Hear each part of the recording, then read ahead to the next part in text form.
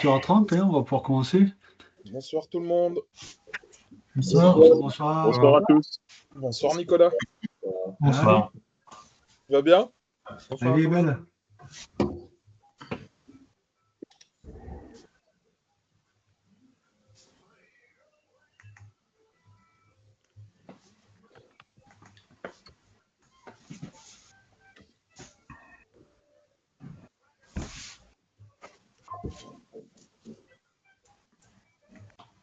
Alors, je vérifie que mon écran s'affiche bien, voilà, très bien.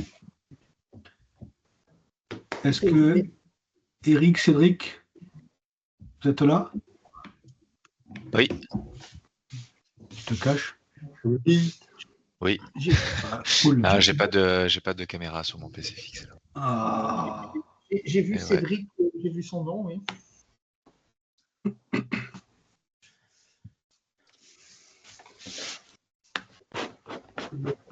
Et Eric, je ne l'ai pas entendu.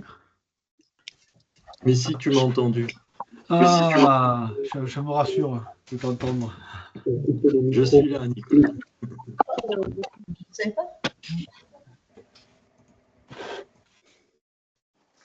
Bon, mais si c'est l'heure, hein, 18h31, on y va? On y va. On est prêt? Alors, je vous propose d'allumer, donc d'éteindre vos micros pour plus de qualité sonore, sauf quand vous voulez prendre la parole, bien sûr. Caméra allumée, on est entre nous, donc on n'a rien à cacher, on se montre. Hein. Vous voyez, moi, ma belle coupe de cheveux, ma belle tenue. Donc, je vous propose d'allumer vos caméras à tous pour partager plus facilement. Alors, on va être nombreux. A priori, il y a une centaine d'inscrits. Donc là, on est 62, 63 connectés. Je propose qu'on utilise le chat pour poser des questions dans un premier temps. Et après, on prendra la parole. Eric jouera nous aider dans ce rôle-là en gérant les questions et en donnant la parole aux gens qui posent des questions. Et bien sûr, on est tous bienveillants dans ce call. On est entre nous, entre amateurs de tir, entre bénévoles de tir. Et on n'est pas des professionnels de la formation, on n'est pas des professionnels du tir. Donc on est bienveillant et on est tous imparfaits, donc il faudra supporter les imperfections de chacun du système, si vous le voulez bien. Alors, on est des bénévoles et merci d'être là. On est soutenu par vos actions, dans vos encouragements sur les réseaux sociaux. On peut être aussi soutenu par vos dons. N'hésitez pas. 10, 20 euros pour payer une facture, ça aide toujours, donc n'hésitez pas. Et par vos contributions. Si vous souhaitez donner un coup de main en mentir sportif, ben, vous allez sur Hello Asso et vous pouvez donner 10, 20, 30 euros, 40 euros, 50 euros. Donc n'hésitez pas, ça nous aide à payer les factures. Et si vous allez sur Hello Asso, vous aurez un justificatif donc, qui vous permettra de le faire passer dans vos comptabilités réciproques. Respectives, pardon. Alors, et point majeur au-delà de l'argent, c'est que on est des bénévoles et on a créé Mentir Sportif pour enrichir la communauté. Donc, si vous aussi vous voulez nous aider, si vous aussi vous voulez contribuer, ben, n'hésitez pas. Alors, des contributions simples, des contributions d'actualité, des contributions techniques, à la hauteur de votre engagement. Vous pouvez faire des petits gestes ou des grands gestes, mais n'hésitez pas à nous envoyer vos propositions pour enrichir le site ou pour améliorer le site. Ils nous soutiennent. On pourra dire un grand merci à Sport Quantum qui nous aide dans cette démarche-là de façon très non mercantile, de façon très bénévole. Ils nous aident parce qu'ils nous aiment bien et on les aime bien aussi. Donc un grand merci à eux et un grand merci à l'équipe, aux gens qui constituent, qui constituent l'équipe de Sport Quantum. On a une relation très, très humaine et très sympa avec vraiment on partage entre tireurs et c'est génial. Alors aujourd'hui on est là pour parler du lâcher. Tout ce que l'on va parler en fait va se retrouver sur un site qui s'appelle Mon Tir Sportif dans la version entraînement. Donc Il y a un moucheron qui promène là. Voilà. Tac. Euh, donc, on fait une pierre deux coups. On vous parle du lâcher et en fait, on se motive à enrichir le site internet et on a créé un site internet qui s'appelle entraînement.montirsportif. Et tout ce que vous allez voir ce soir, vous allez pouvoir le retrouver au fur et à mesure sur le site et l'enrichir, puisque aujourd'hui on parle du lâcher, mais demain on parlera d'autres choses comme la visée par exemple ou autre. Et il faut remercier tous les bénévoles qui œuvrent à ce site internet, puisqu'il faut du temps pour écrire les pages, les relire, les valider, euh, les déployer, etc. Donc merci aux bénévoles de Montir Sportif. Et certains sont dans la salle. Brigitte, coucou Brigitte. Bruno, mais non, Bruno, il n'est pas encore connecté. Si, non, il n'est pas encore connecté, Bruno. Cédric est là aussi, mais il n'a pas de caméra, donc vous ne le verrez pas. Et Eric, je crois que j'ai pas vu sa caméra ouverte encore. Donc voilà, et tous les amis de Montir Sportif, il y en a d'autres qui œuvrent à Montir Sportif, qui nous envoient régulièrement des informations.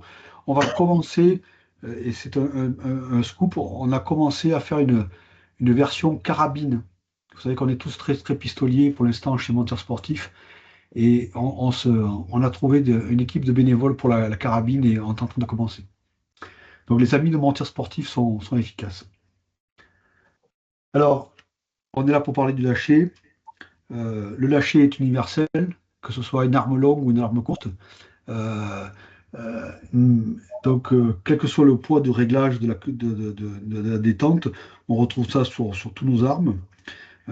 Mais on est spécialisé dans le pistolet par nature. Donc aujourd'hui, on vous parlera du lâcher appliqué au pistolet, mais la théorie s'applique à la carabine. Et dès que l'équipe carabinier sera en place, on sera heureux de vous faire une vidéo spéciale lâcher carabine.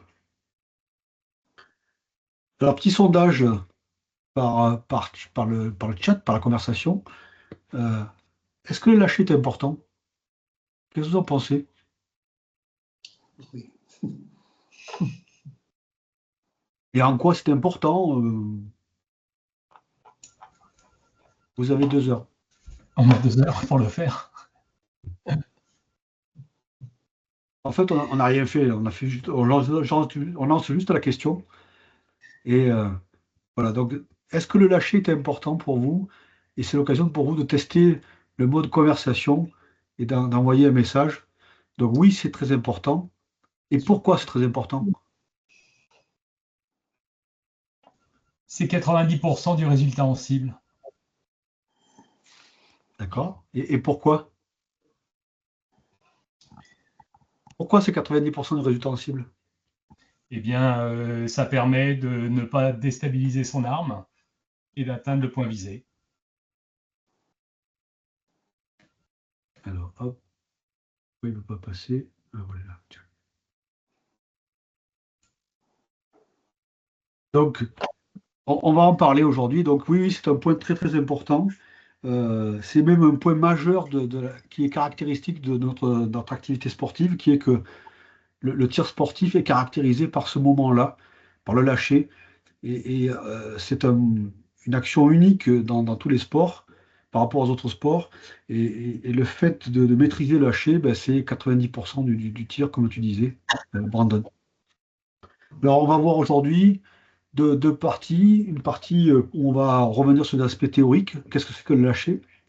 Et une partie pratique, ben, comment on fait le lâcher, comment on s'entraîne au lâcher, comment on fait des exercices au lâcher. Alors, le lâcher en théorie, hop, est-ce que tu es prête, Brigitte? J'y suis. Allez, Brigitte, raconte-nous ce que c'est que le lâcher. Bonsoir tout le monde, merci d'être présent ce soir. Donc le lâcher, alors je ne connais pas votre degré d'expérience par rapport à ça. Malgré tout, on va essayer de reprendre les bases et il y aura une partie questions-réponses à l'issue de la partie théorique et avant d'entamer la partie pratique.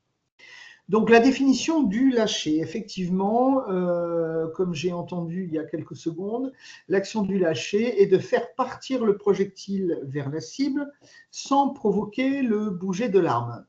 c'est-à-dire en conservant l'alignement de l'arme vers la cible. Le lâcher, c'est aussi le déplacement du doigt de la queue de détente sans faire bouger l'axe du canon.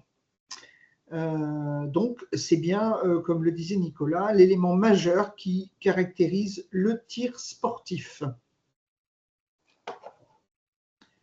Alors, le maître des diapos, c'est Nicolas.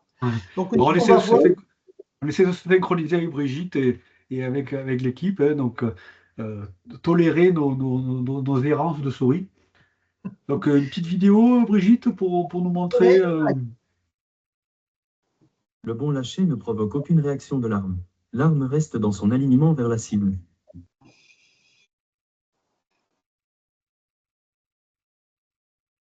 Est-ce que le son était bon? Oui, c'était correct. Donc, Oui, c'est correct. Le bon lâcher ne provoque aucune réaction de l'arme. L'arme reste dans son alignement vers la cible.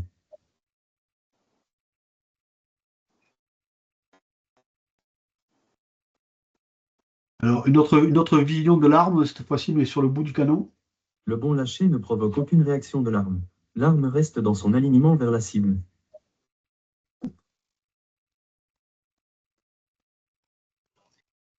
Le bon lâcher ne provoque aucune réaction de l'arme. L'arme reste dans son alignement vers la cible.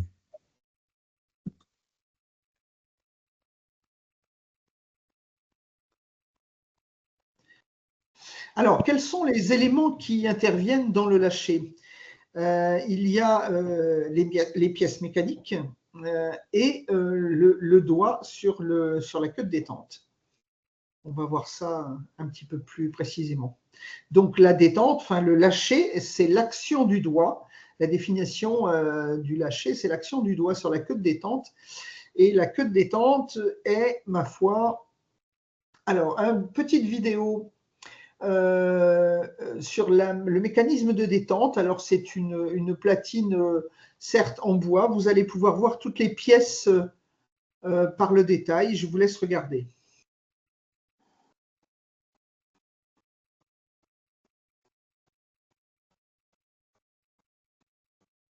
Donc, la gâchette, le lever des gâchettes. Voilà. On voit les pièces au fur et à mesure. Percuteur. Le percuteur.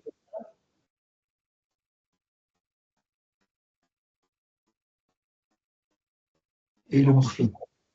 et voilà, et le bouchon. Ensuite, on va voir les phases du lâcher.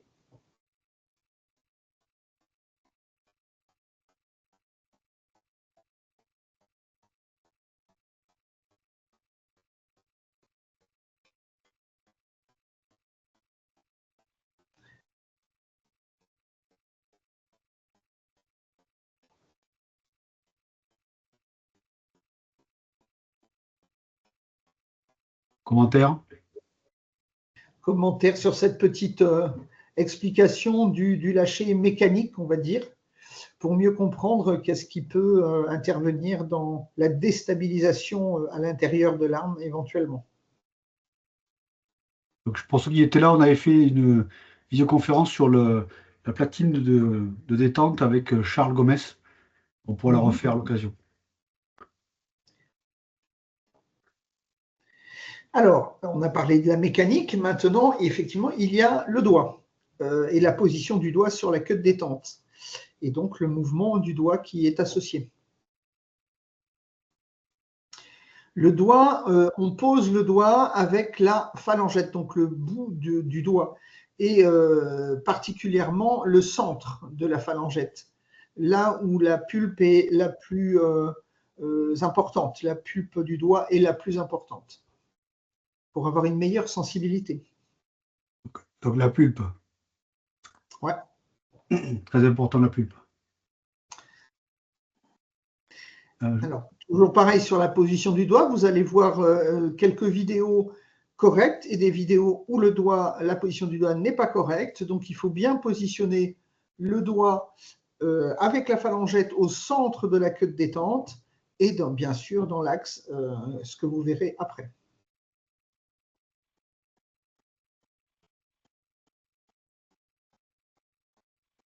Donc là, on peut reconnaître le doigt de Bruno, qui a fait Acteur Studio.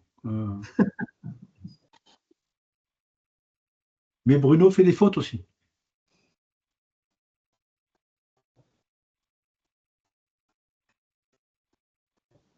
Donc là, on voit le doigt qui est un petit peu en retrait. Il est vraiment posé en bout de doigt sur la queue de détente. Donc là, effectivement, le lâcher peut être perturbé par ça. Donc la position n'est pas correcte. Là, elle est non seulement complètement en bas de la queue de détente, donc c'est pas correct non plus. On essaye d'être le plus possible positionné au centre. Et Alors, encore une fois, toutes ces vidéos, etc., on va les retrouver sur le site internet, puisque l'objectif pour nous, c'est d'aider les tireurs et d'aider aussi les entraîneurs, les encadrants à propager la bonne parole. Donc, tous ces matériaux pédagogiques, on les met à disposition gracieusement, gratuitement sur le site. Donc, effectivement, la dernière position, vraiment très avancée, le doigt est très engagé sur la queue de détente et c'est pas bon non plus parce qu'on perd de la sensibilité et donc si on perd de la sensibilité, on perd de la précision sur le lâcher et de la maîtrise également. C'est laquelle, celle-là? Ah oui, J'arrive plus à savoir. le doigt est trop bas. Là, le doigt est encore trop bas. C'est pareil, on perd de la maîtrise quand on fait, On est sur la ça. pointe de la queue de détente.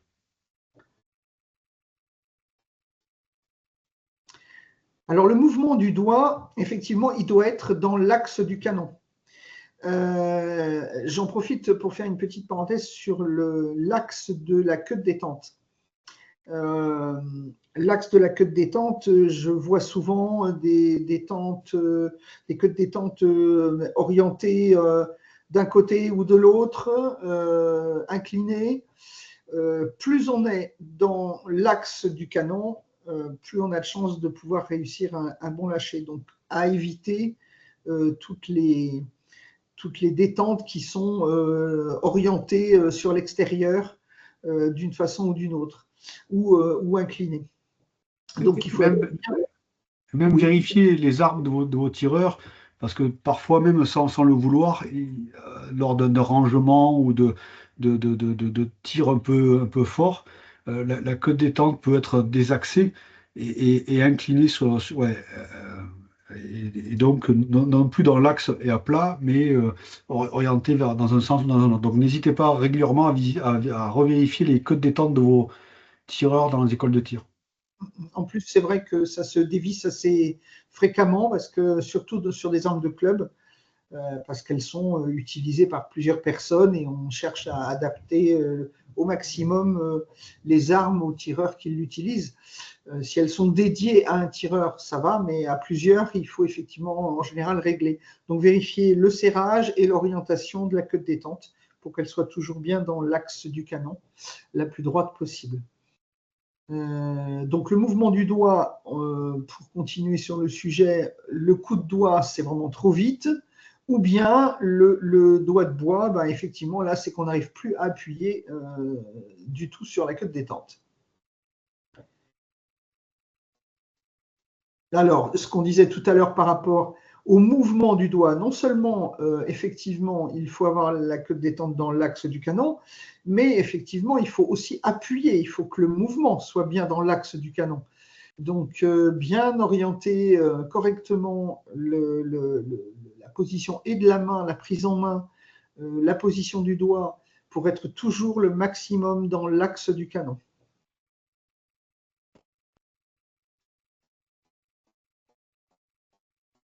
Alors, oui, tu veux rajouter quelque chose, Nicolas? Oui, j'ai complété. Donc, Brigitte vient vous parler de la position du doigt et la question va être dans le mouvement du doigt. Est-ce que ce mouvement-là est bien rectiligne, est bien dans l'axe du canon? Et est-ce que le tireur va aussi changer, en bougeant son doigt, est-ce que le tireur va changer la pression de sa main sur la crosse? Donc intervient donc la position du doigt, le mouvement du doigt et dans le cas d'erreur, le changement de pression sur la crosse dû au déplacement du doigt. Là également, parenthèse sur les crosses, effectivement, quand on a sa propre arme, on peut l'adapter. Les armes de club, on fait avec ce qu'on a. Donc, parfois, c'est un peu problématique en utilisant des armes de club, notamment pour avoir le bon axe ou le bon mouvement ou le bon serrage. Mais, ma foi, essayons de tendre vers la meilleure position possible.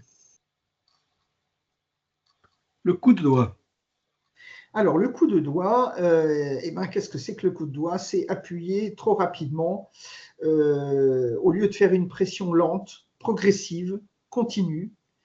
Donc, l'action trop rapide, violente, je dirais provoquée presque, parce que c'est ça en fait, sur la queue de détente, dévie forcément l'axe du canon.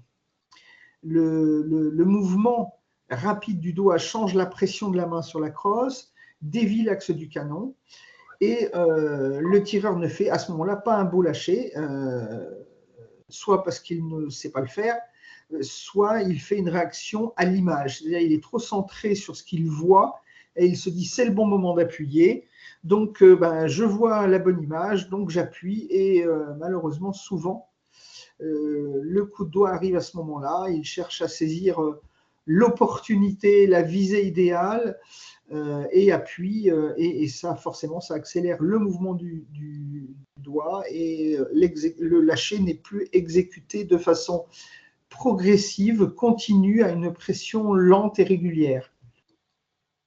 Donc, le point majeur, hein, l'action du doigt doit être régulière sur la queue de détente. Si jamais le tireur, pour X raison, change cette vitesse de progression sur la queue de détente, il y a le début d'un coup de doigt qui va être grand ou petit, hein, on va perdre 1 point, 2 points ou 5 points, mais c'est le changement de vitesse, le changement d'attitude par rapport au mouvement du doigt qui va créer ce coup de doigt. Et l'origine de ce changement d'attitude, c'est souvent la réaction à l'image, c'est-à-dire que le tireur va voir que s'il tire maintenant, ça va faire du bien, la visée est bonne, et donc il va dire à son lâcher de se dépêcher. Et en dépêchant son lâcher, il accélère son lâcher et change son axe de canon. Donc l'intervention sur le lâcher par la visée est très néfaste au résultat du tireur. Excusez-moi, j'ai une Oui. question pour revenir sur la position du doigt. J'ai pas compris, Jean-Daniel. On n'a pas compris. Oui. C'est assuré. Oui, j'ai une question, je reviens sur la... Ah, alors, je suis désolé. Je reviens sur la position du doigt. Oui. Vous avez parlé que la queue de détente soit dans l'axe du canon, mais par rapport à l'avancée ou au recul de la queue de détente, est-ce que ça a une importance? Ça dépend de la longueur du doigt. Il faut garder, par principe, un maximum de maîtrise de ce lâcher pour pouvoir l'interrompre s'il y a un problème. Donc, on essaye d'avoir une position de l'index à 90 degrés, un petit peu comme on voit sur l'image là. Donc, plus la détente est loin, plus on va avoir du mal à garder cette position du doigt à 90 degrés en gros. Donc, il faut essayer au maximum de l'adapter et en déplacement, mais ça dépend de la longueur de ses doigts, de sa main, chaque morphologie étant différente. Partez de l'idée qu'il faut garder une position du doigt, de l'index à plutôt 90 degrés pour rester au maximum maîtrisé sur ce lâcher. Si je puis rajouter... D'accord, parce que moi j'ai la sensation d'être plus à l'aise quand la queue de détente est légèrement plus avancée, donc j'ai un angle un peu plus ouvert.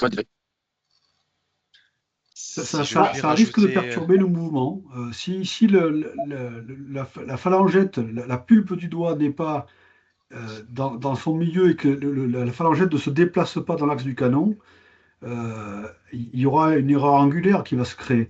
Donc il est important que la phalangette, la pulpe du doigt soit au centre de la queue de détente, en hauteur et en largeur, et que le doigt soit perpendiculaire, soit à plat et se déplace à plat dessus.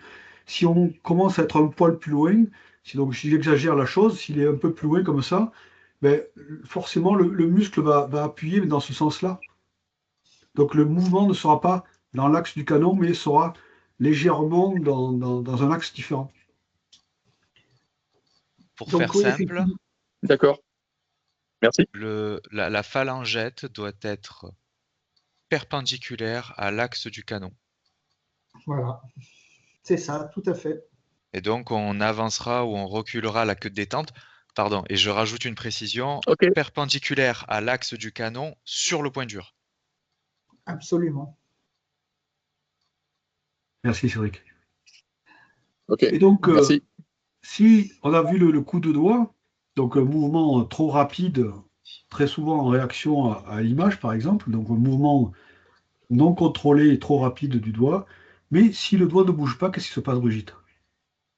Eh bien, ma foi, à partir du moment, là, souvent, cette histoire de doigt de bois, c'est qu'on est trop centré sur l'image et que très souvent, à un moment donné, on se dit je ne peux pas appuyer. On est incapable de mettre le doigt en mouvement pour actionner ce déplacement de la queue de détente et on a l'impression qu'on ne va jamais pouvoir faire décrocher le départ. Souvent, c'est qu'on a effectivement peur de rater parce que le poids de détente reste le même. On cherche, on a une trop forte tendance à vouloir se concentrer sur la stabilité parfaite au point que le geste est bloqué. On peut aussi avoir un serrage de crosse excessif et on n'a plus de maîtrise de cette mobilité du doigt et on est un petit peu bloqué sur le mouvement. On arrête d'être en mouvement sur ce doigt. Donc forcément, là, on est un petit peu bloqué sur le départ du projectile. Donc, deux choses qui vont bloquer le doigt, c'est soit le cerveau qui va dire non, n'y va pas parce que je vois une imperfection, parce que je vois quelque chose qui ne va pas ou parce que j'ai peur de ce qui va se passer. Donc, le doigt n'y va pas, le mouvement du doigt a été arrêté. Ou le deuxième cas, c'est la crispation dans la main, le serrage de crosse, le jus de crosse que est en train de nous faire le tireur va entraver le mouvement libre et léger du doigt. Peut-être que pour éviter cela, il faut faire des visées courtes. Bonjour. Bonjour. Moi, Oui, je suis effectivement, carabinier. Hein.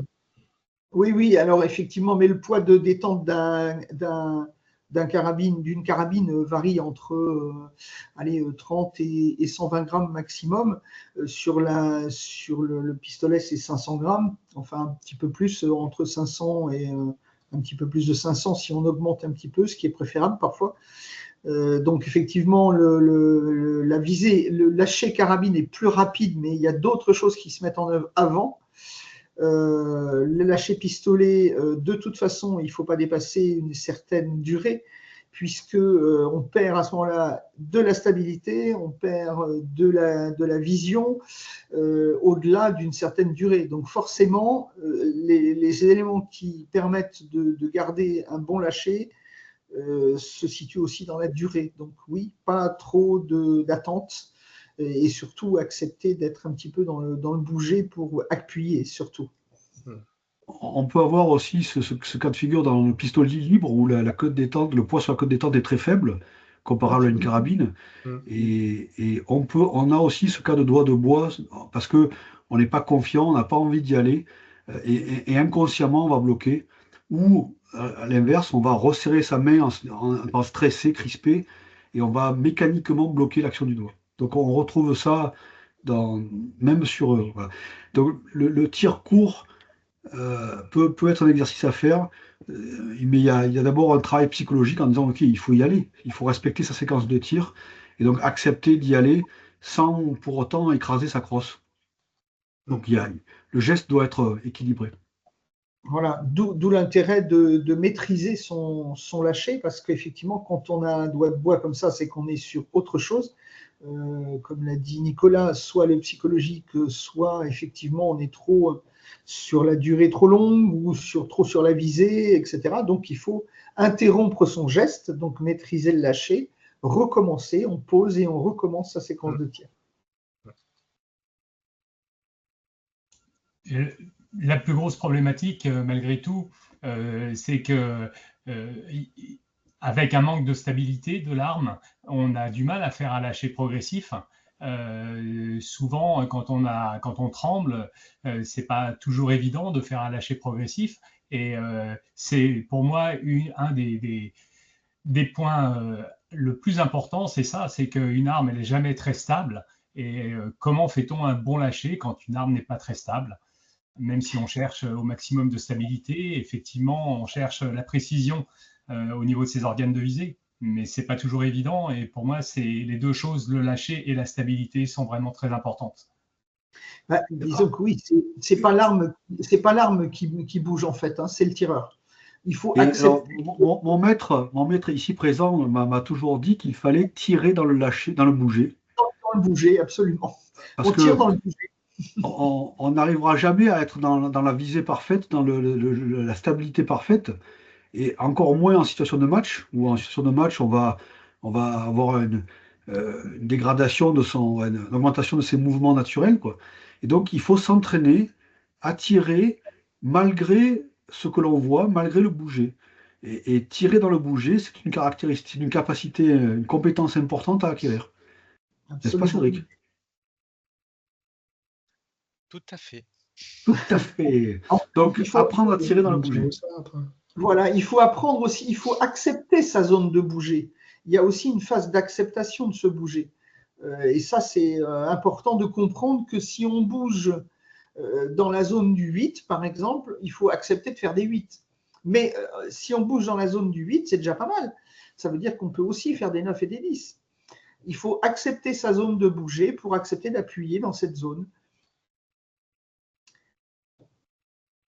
Les phases du lâcher. Alors, on était juste avant, non? Oui, On ben était on là, a pardon. passé, voilà, on parlait justement de se lâcher en pression continue parce que c'est le lâcher de base, c'est le lâcher que l'on doit maîtriser absolument avant de maîtriser les autres.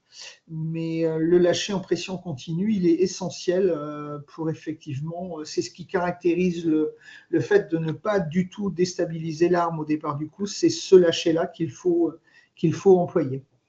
Et effectivement, la pression doit être continue à partir du moment où on a posé le doigt sur la queue de détente jusque, on l'a vu tout à l'heure, au maintien, jusqu'au trigger stop, voire après. Donc, ce lâcher en pression continue, on le verra un peu plus tard, les autres types de lâcher, mais le lâcher en pression continue est le premier à acquérir. Donc, se déplacer sur la queue de détente avec un mouvement et une pression, un mouvement constant et une pression continue qui va aller jusqu'au départ du coup.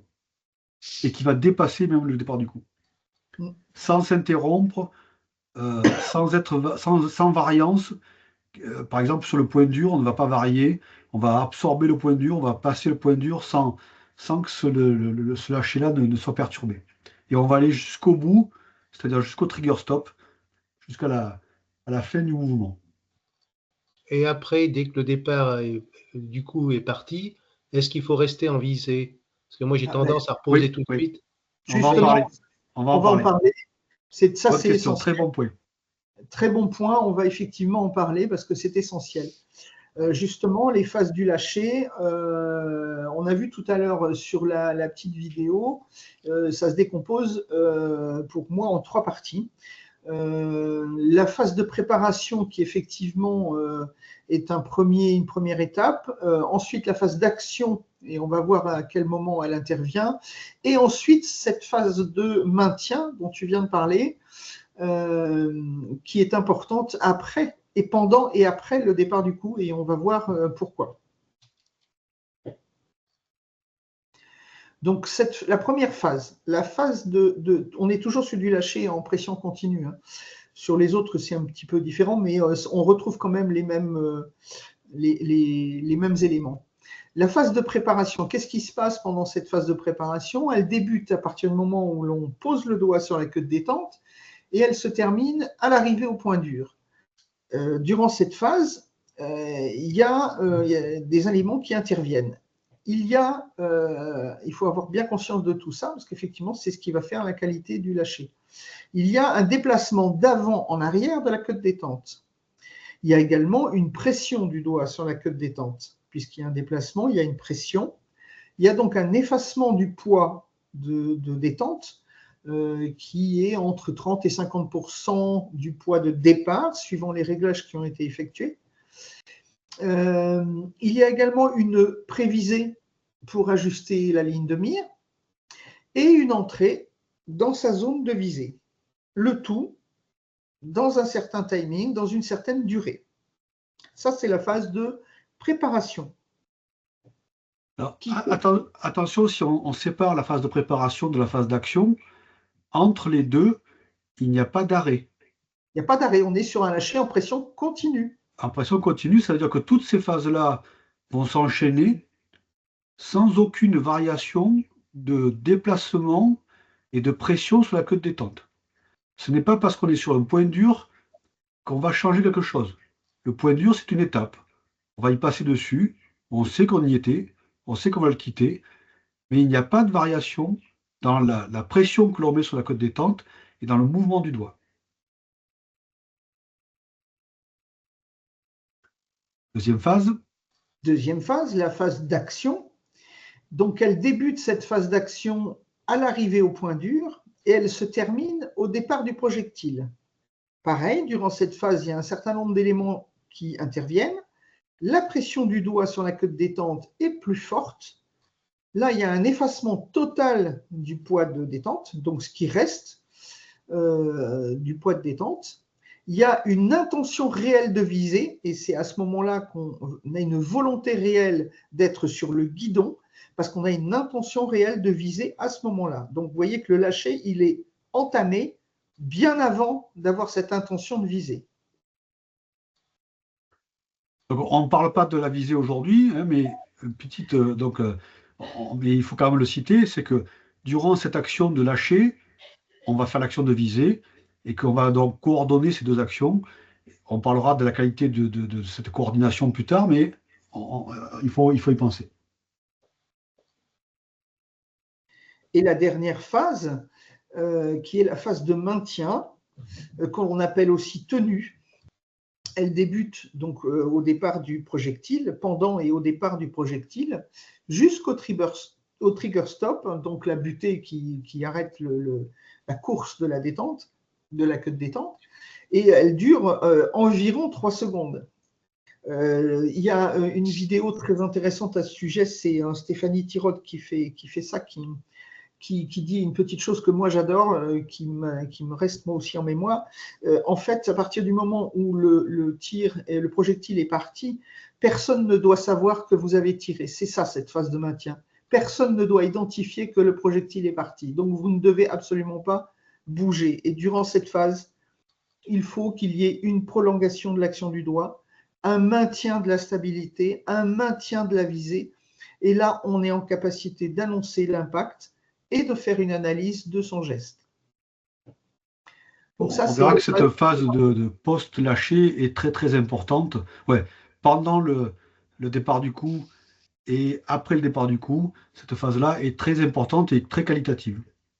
Et vous verrez que si vous l'appliquez, vous aurez réellement un progrès dans vos résultats. Là, c'est le schéma complet et vous voyez que il est effectivement en 3 phases. On reprend tous ces éléments-là. Le début, au moment où on pose le doigt sur la queue de détente, on voit la phase du point dur, le départ du coup et le maintien. Et on retrouve toute cette séquence du lâcher à chaque fois que l'on doit envoyer un projectile dans la cible. Et c'est toujours la même chose. Et ça doit se régulariser au maximum, et dans la durée, et dans la qualité, et dans la pression. On en parlera un petit peu tout à l'heure sur le lâcher conscient et inconscient. Et le point majeur, c'est que le point dur et le départ du coup sont des étapes, ne sont pas des changements dans le lâcher. Ce sont des étapes du lâcher. Il n'y a pas de changement dans l'action du lâcher. On appuie du début à la fin. Continue. Alors, on continue sur la mécanique. Le départ, les différentes phases de départ du coup. Cette présentation sur les réglages de votre arme. Les différentes phases de l'appui sur la queue de détente. Contact sur la queue de détente. Point dur. Départ du coup. Trigger stop. Les réglages possibles à chaque étape. Contact sur la queue de détente. Point dur. Poids de pré-course. Longueur de la pré-course. Départ du coup. Poids de la course. Longueur de la course. Trigger stop. Backlash. Entre le contact sur la queue de détente et le point dur, on va pouvoir régler la distance de pré-course et le poids de pré-course. Entre le point dur et le départ du coup, on va pouvoir régler la course et le poids de la course. Entre le départ du coup et le tri-stop, on va pouvoir régler la longueur du backcash.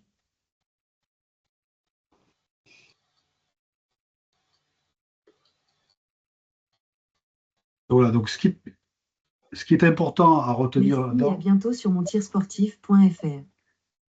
c'est que toutes ces étapes-là et ces réglages-là, pour nous aujourd'hui, dans le lâcher, ce sont des étapes. Ce n'est en rien des variations dans le lâcher. Ce n'est pas parce qu'on a atteint son point dur ou qu'on a au départ du coup que l'on va changer l'action que l'on a sur le doigt dans le cas du lâcher en pression continue.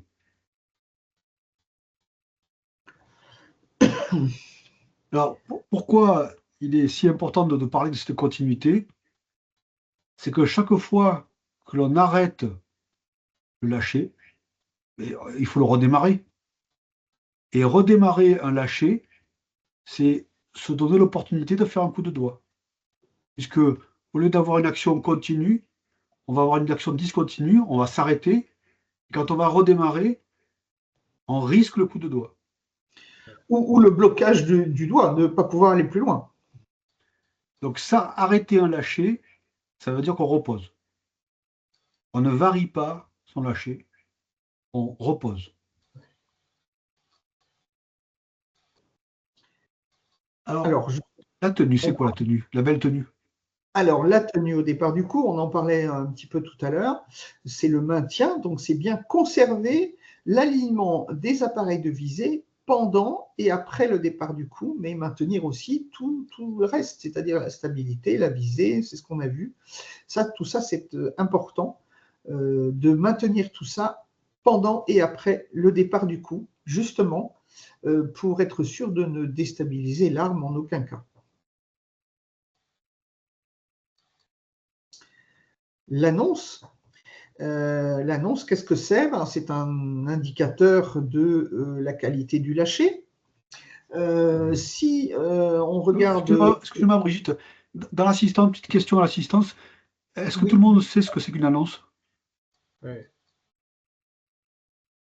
Sophie, Oui. la réponse oui en hochant la tête n'est pas la bonne réponse. Oui. On écrit OI ou OUI dans le forum. Voilà. Voilà, si tout le monde connaît, donc… Ah, il y en a qui ne connaissent pas. Donc l'annonce, on va faire une rapide définition de l'annonce. L'annonce, c'est être en capacité d'indiquer où est son impact dans la direction et dans une zone, alors suivant son niveau, au moins un quart de la cible. Sinon, ça peut être un cadran horaire où on va un petit peu plus précisément annoncer la direction réelle. Vous voyez par exemple un set à 1 heure, on sait où ça se trouve sur un cadran horaire. C'est ça, annoncer son impact, c'est ça. Et en même temps, de vérifier si effectivement on était bien sur ces organes de visée, et c'est justement parce qu'on est bien sur ces organes de visée à ce moment-là qu'on sait exactement où est son impact sur la cible. Est-ce que c'est bon pour les personnes qui ne savaient pas? J'ai un ami qui disait que ce qui caractérisait le tir, c'était le lâcher et l'annonce. Si on C'est vrai. savait lâcher et si on savait annoncer, En fait, si on savait annoncer, on était un bon tireur. Ben, on commence à maîtriser certaines choses, c'est-à-dire si on sait annoncer, c'est on commence à avoir une maîtrise de son geste et de l'ensemble des facteurs qui font que on maîtrise un petit peu le geste global du tir. Et comme c'est écrit en bas, si ça bouge, probablement c'est qu'on a fait effectivement un coup de doigt. Si ça ne bouge pas, si on continue à regarder bien correctement ses organes de visée et qu'on a maintenu cette intensité, on peut dire qu'on a probablement fait un bon lâcher. On reviendra sur le lâcher dans les exercices. Alors, la stabilité de l'arme. Alors, pendant et après le départ du coup, donc la tenue. La tenue, c'est bien de garder l'alignement des appareils de visée. C'est pendant le départ et après le départ du coup. Alors, je vais insister sur le avant-après. Dans le langage, dans l'usage, on dit souvent que la tenue, c'est le départ, c'est après le départ du coup. Alors, c'est au moment du départ, Voilà. moment du départ et après ce départ. Alors, Parce si qu'il faut souvent aux imaginer- enfants, on leur dit faire une tenue après le départ du coup, c'est une façon pédagogique d'essayer de leur faire une tenue pendant le départ du coup et de la manifester après le départ du coup. Mais cette tenue, elle est essentiellement de qualité quand c'est au départ du coup et juste pendant le départ du coup. Donc, il faut effectivement être en capacité de voir l'alignement de ces instruments de visée pendant et après le départ du coup. Et là, on peut effectivement annoncer où est son impact, ou en tout cas la direction au moins la direction de l'impact suivant son degré de pratique. Donc, avec une bonne tenue, on peut évaluer correctement son impact. Si le tireur n'est pas capable d'annoncer, il ne pourra pas améliorer son lâcher puisqu'il n'aura pas été observateur de ce qui se passait au moment du départ du coup. Voilà. Alors, une petite chose qui est générée par les cibles électroniques avec le cadran, avec la tablette à côté où on voit son impact instantanément, notamment chez les enfants, mais tous les adultes le font également. Pour voir tout de suite où est son impact, on jette rapidement son œil sur la tablette pour voir instantanément si on a fait un bon point. Ça, c'est une mauvaise habitude à enlever parce qu'effectivement, si on fait ça, obligatoirement, il y a un des critères de la tenue et du maintien qui n'est pas respecté puisqu'on ne maintient pas la visée sur les organes de visée à ce moment-là. Donc, bien rester jusqu'au bout sur tout ce qui a fait le bon départ en cible. Et n'oubliez pas que le cerveau anticipe les actions et que donc si le cerveau est intéressé par le score, qu'il est intéressé par le résultat, il est intéressé par voir l'impact, eh ben, il va anticiper cette recherche d'information. Et donc au départ du coup, même si l'arme était dans le bon sens, même si le lâcher était bon, le cerveau a commencé à penser à autre chose. Et donc si le cerveau n'est plus là, parce qu'il pense au résultat, à observer le score, la qualité du tir va s'en ressentir. Et dernier petit point, Brigitte, sur le début de l'action de lâcher. Le début de l'action du lâcher.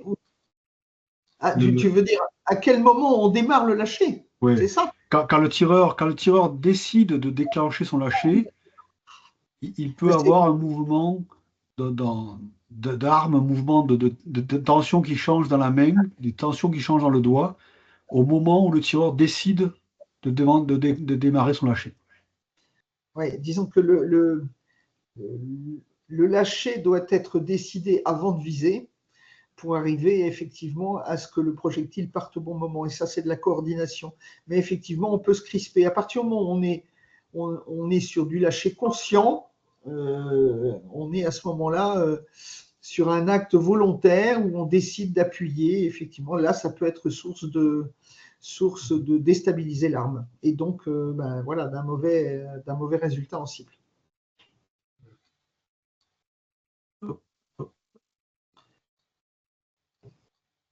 Donc,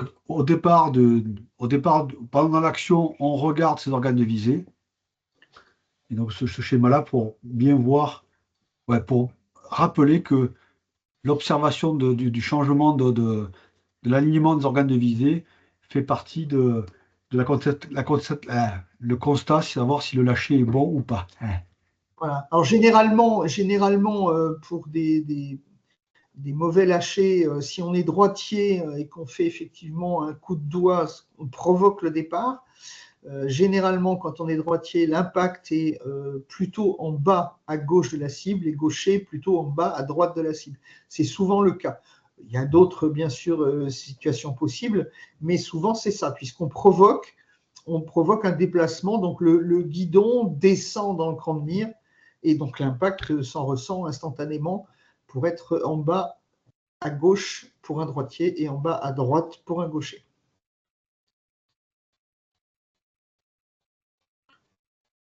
Mais il n'y a pas que la pression continue.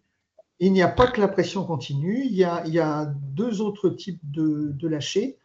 Le lâcher en préparation et le lâcher en palier de pression. Alors, le lâcher en pression continue, on vous le rappelle, c'est bien une pression continue du début à la fin jusque après, pendant et après le départ du cours, alors que c'est le lâcher de base que tout le monde doit maîtriser. Parce que si on ne maîtrise pas celui-là, on aura bien du mal à maîtriser les autres. Donc, le lâcher de base, c'est bien le lâcher en pression continue. Ensuite, on peut avoir le lâcher expert, et dans ce cas-là, on est sur le lâcher en préparation, c'est-à-dire qu'en fait, on va déplacer la queue détente et appuyer de telle façon qu'on va presque au-delà du point dur pour être vraiment limite départ du coup. Là, il faut quand même bien maîtriser son geste de lâcher, parce que là, ça peut effectivement être catastrophique si on ne le maîtrise pas. Donc, il faut quand même, dans certaines situations, et Cédric, je pense à des exemples très nets sur le tir notamment de vitesse ou même des fois le tir de précision, lorsqu'on est un petit peu coincé par le temps, on peut aller au-delà sur du lâcher. C'est plutôt du lâcher stratégique qu'on utilise sur du haut niveau. Donc, ma foi, à utiliser avec parcimonie pour les débutants ou les non-experts. Un petit mot, Cédric, sur le lâcher en préparation? Lâcher en préparation, c'est un des lâchers qui va être performant, mais comme Brigitte l'a dit, qui va nécessiter un travail important et une maîtrise importante. Sur du tir de vitesse, il peut être mis en place, bien sûr. En VO, oui. En précision 25 mètres, oui. Au 10 mètres, très intéressant de le bosser. À l'entraînement, ça peut être intéressant de le bosser pour apprendre à connaître sa queue de détente également. Mais est-ce que ça va être un lâcher utilisé en compétition quand on ne le maîtrise pas? Absolument pas. Enfin, je ne le recommande pas en tout cas. Sauf si on aime les tops. Voilà. Ou des zéros, mais... Et également, il y a aussi le lâcher en palier de pression, qui est aussi une autre forme de lâcher, qu'on peut appeler un lâcher de travail plus, puisque progressivement, on appuie par à-coup, en fait. Donc là, il faut, c'est pareil, c'est un lâcher qu'il ne faut pas utiliser comme ça, sans maîtriser le lâcher de base. Mais effectivement, on a des paliers où on va appuyer plus fort pour effacer encore un peu plus rapidement le poids de détente jusqu'au départ du coup. Donc en fait, là, la surprise du départ, elle est vraiment réelle. On ne sait vraiment pas à quel moment le projectile va partir, quoi. Donc c'est pareil, c'est plus un lâcher de travail qu'un lâcher qu'on utilise en compétition, mais ça peut être aussi intéressant pour bien maîtriser les paliers de pression sur sa détente, bien comprendre comment sont faits ses propres réglages, etc. Et donc, oui, un lâcher de travail à l'entraînement, ça peut être intéressant à travailler également. Puisque chaque fois qu'on va changer la pression, chaque fois qu'on va accélérer ou diminuer la pression, voire s'arrêter, si on fait un palier, à chaque fois, on risque au redémarrage le coup de doigt. Voilà, on risque Donc, le coup de doigt. Et puis effectivement, suivant les réglages que vous avez pu faire sur votre détente, vous pouvez avoir un effacement du poids de 30%, de 40%, vous avez peut-être réglé du 50-50, 50% du poids avant le point dur, 50% après. Il faut arriver à bien gérer ces paliers de pression pour éviter effectivement un départ intempestif au moment où on n'a pas envie que ça arrive. Une autre précision, enfin 2 précisions. Pour information, donc le lâcher en palier de pression a aussi une autre usage. Usage, enfin il est Intérêt. utilisé et il y a une autre variante, pardon. Non pas d'avoir des paliers, mais plutôt d'avoir une sinusoïde qui va au fur et à mesure grimper jusqu'au départ du coup. Ça se fait, et je sais qu'il y a des tireurs qui ont tendance à tirer comme ça, notamment certains carabiniers. Ce type de lâcher peut être aussi intéressant si vous avez un fort bouger, potentiellement. Autre point, si jamais le doigt s'arrête sur la queue détente, une petite précision. En effet, il y a de fortes chances de faire un coup de doigt si on est focalisé sur la visée. En revanche, si nous sommes focalisés sur le lâcher, c'est-à-dire sur l'action du doigt sur la queue de détente, et que nous réalisons un lâcher conscient, bah à ce moment-là, on n'a pas de raison de faire un coup de doigt, vu qu'on maîtrise notre doigt.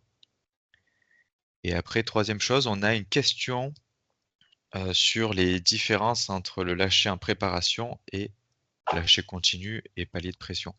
Est-ce que tout le monde a compris ou c'est juste ou est-ce qu'on rebalaye rapidement les différences? Sophie, t'as compris? Allez, réexplique-nous alors, Cédric. Moi, on m'a dit l'inverse, de ne pas faire de lâcher conscient. Ah, c'est intéressant ça. Alors, lâcher en pression continue. On va partir du principe qu'on va appuyer, on va augmenter progressivement notre pression de manière constante sur la queue de détente jusqu'au départ du coup. Lâcher en pression continue. Le lâcher en préparation, en fait, on va aller rapidement, on va effacer rapidement beaucoup de poids. Si notre détente fait 500 grammes, dans le cas d'un pistolet 10 mètres, on va appuyer 400 grammes rapidement.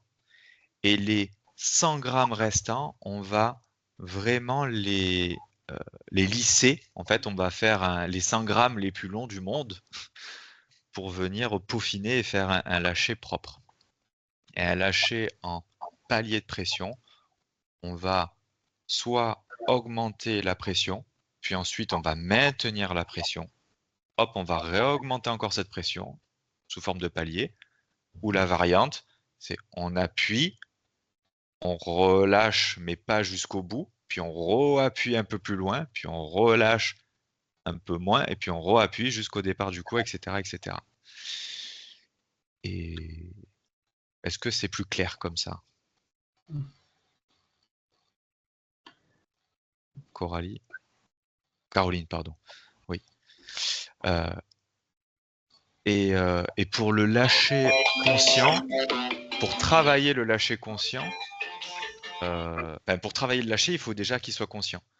Premier point. Et après, deuxième point, on pourra le voir après plus tard dans une stratégie, mais un bon lâcher et un lâcher conscient vaut mieux qu'une belle visée, des fois. Celui de maman. On pourra en parler plus tard. Tout à fait. Brigitte, un mot sur la conscience et l'inconscience, l'automatisation? Bon, Alors, effectivement, le lâcher, on peut avoir le lâcher conscient et inconscient. Le lâcher conscient, comme vient de le dire Cédric, il vaut mieux un bon lâcher conscient que l'on maîtrise bien qu'un lâcher inconscient qu'on ne maîtrise pas. Mais le lâcher inconscient, il arrive surtout quand on a beaucoup travaillé les automatismes et qu'on a fait beaucoup de répétitions pour que le lâcher, ce n'est pas de l'inconscient en fait, c'est du subconscient. On a réussi à automatiser un certain nombre de choses, mais un lâcher conscient, on décide de déclencher le démarrage de l'action et le mouvement du doigt jusqu'au départ du coup. Donc en fait, oui, le lâcher conscient, c'est celui qu'on utilise le plus. Bon, après, les tireurs de haut niveau, ils sont plus sur du subconscient au bout d'un certain nombre d'années de pratique, et puis parce qu'ils ont d'autres choses à gérer aussi en termes d'émotions. Donc, il faut vraiment beaucoup travailler pour en arriver au lâcher subconscient.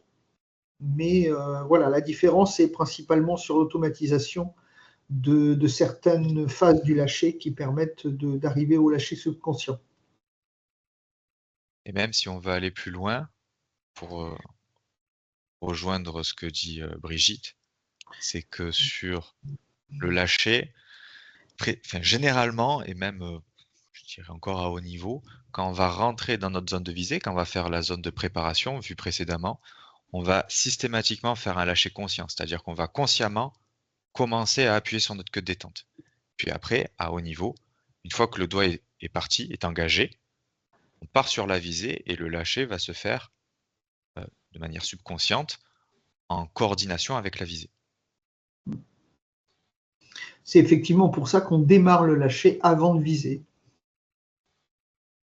Même si ça paraît complètement difficile à faire pour quelqu'un qui a peu de pratique et qui débute. On a tendance à vouloir attendre que la visée soit correcte pour appuyer, sauf que c'est trop tard. Et donc il faut commencer le lâcher avant de viser.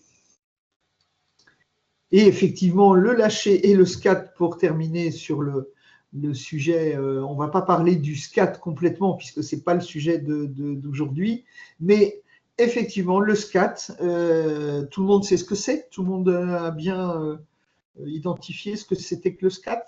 Le SCAT, c'est une caméra haute définition, c'est un appareil qui est fabriqué ex-russe, qui est aujourd'hui en Roumanie, qui vaut dans les 1000 euros, un peu moins de 1000 euros, et qui permet de tracer le mouvement de l'arme. Et donc, on peut voir ce que le tireur ou l'entraîneur n'arrive pas à voir immédiatement, facilement.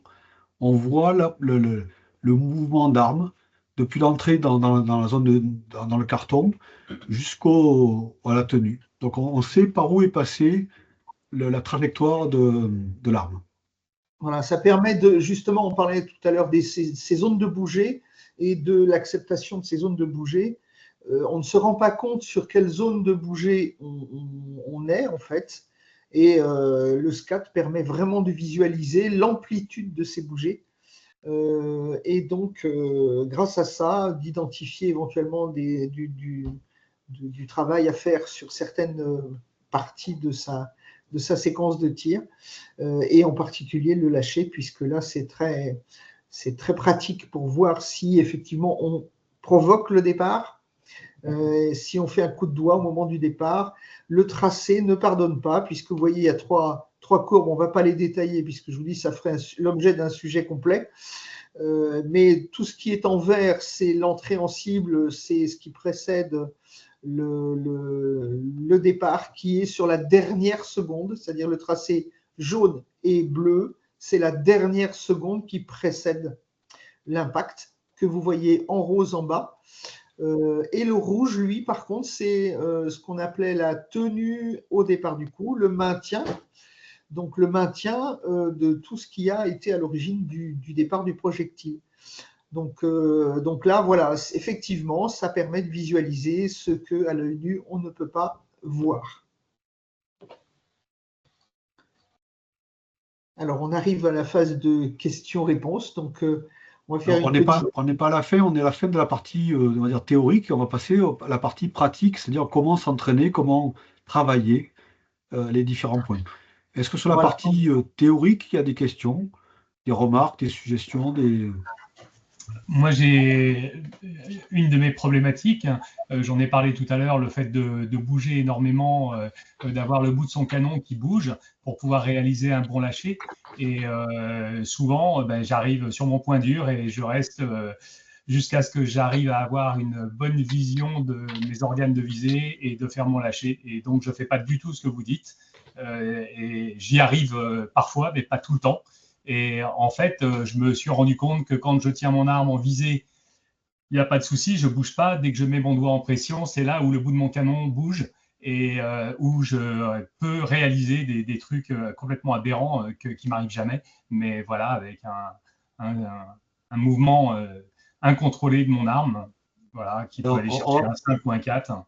on ne va pas faire une séance spécifique, mais Antoine, je t'inviterai à travailler, voir si ton œil ne regarde pas la cible. Non, mon œil, il regarde bien mes organes de visée. Non, je suis bien focus sur mes organes de visée. Oui, je pense que c'est l'action du doigt qui n'est pas démarrée au bon moment. Il faut vraiment démarrer vraiment avant d'être en visée intense. On va appeler ça comme ça. D'avoir vraiment une volonté de viser, il faut déjà avoir démarré l'action du doigt. Si on appuie juste, on attend d'appuyer juste quand les organes de visée sont bien alignés, c'est trop tard. On peut pas faire, le cerveau, il ne fait pas 50 choses à la fois. Il faut donc arriver à dissocier ce que l'on voit de ce que l'on fait. Donc, à un moment donné, il faut accepter de dire j'engage mon doigt, j'engage le déplacement j'appuie sur ma queue de détente et après, je me mets vraiment en visée. On commence l'action du doigt quand on est dans sa zone de bouger habituelle. Et si on démarre d'attendre qu'on ne bouge plus, c'est pas possible. D'abord, l'immobilité n'existe pas chez les tireurs. C'est pas possible. Si on cherche ça, on ne trouve pas. Oui, c'est là qu'on fait le quantum. D'autres questions? Oui, juste une question. Moi, j'ai l'impression que je démarre ma visée, je suis déjà au point dur. C'est-à-dire que j'approche la queue de détente jusqu'au point dur, juste quand j'arrive sous le visuel. Et ensuite, je fais un lâcher progressif. À partir du point dur? À partir du point dur. Donc ça veut dire que sur le point dur, tu t'arrêtes? Je m'arrête. Pas un problème, selon moi.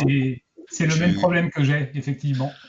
Alors, plusieurs techniques. Technique officielle Fédération française de tir. Et celle qui est recommandée. On descend dans notre zone de visée. Une fois qu'on est dans notre zone de visée, on vient effacer pré-course, point dur, et on continue à appuyer et faire un lâcher en pression progressive. Deuxième façon de faire, mais celle-là, elle doit être, pareil, maîtrisée. Sinon, on risque d'avoir des dévers. Des dérives, pardon, pas des dévers, des dérives.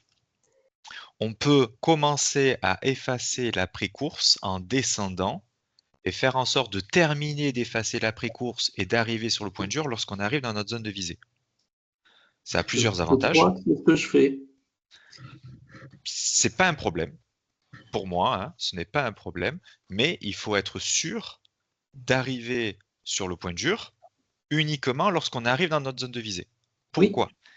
Si vous arrivez avant sur votre point dur, avant d'arriver dans notre zone de visée, votre doigt, il n'est pas fou, il va s'arrêter, clairement. Et lorsque vous allez arriver dans votre zone de visée, votre doigt est à l'arrêt. Et si vous ne faites pas un effort conscient de réengager votre doigt va faire, il y a de fortes chances que ça finisse par un coup de doigt parce que on va se focaliser sur la visée.